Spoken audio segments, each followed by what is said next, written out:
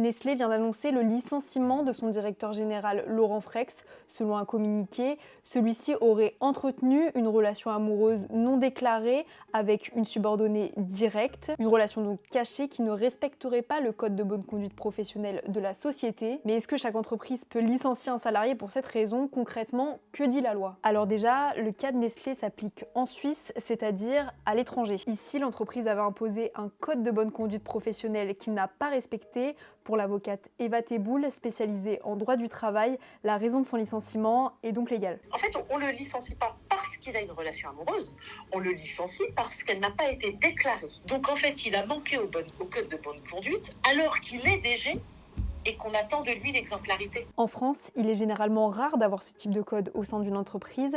La règle, c'est le respect de la vie privée, édicté par l'article 9 du Code civil, mais forcément, il existe des exceptions. Nous, on sait que la jurisprudence n'interdit pas les couples dans l'entreprise, bien évidemment, sauf si ça vient à causer un trouble objectif dans l'entreprise. Des disputes de couple tous les jours, ça impacterait les résultats, ça impacterait l'ambiance d'une équipe. Oui, là on peut.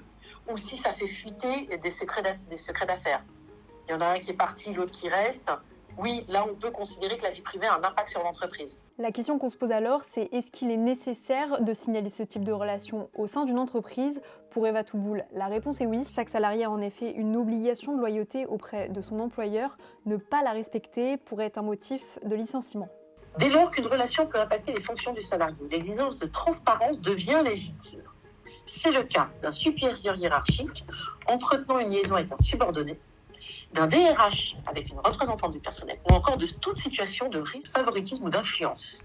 Ne pas déclarer cette situation, même au nom de la vie privée, peut être considéré comme un manquement à la loyauté contractuelle. En résumé donc, il n'est pas possible de licencier quelqu'un en France pour avoir eu une relation avec un collègue, mais c'est le fait que cette relation enfreigne une obligation contractuelle qui peut être un motif de licenciement. Alors pour rappel, selon une étude du groupe Technologia, près d'un Français sur deux aurait déjà eu une relation amoureuse au travail. Si c'est votre cas, pensez donc à ne pas trop tarder à le signaler.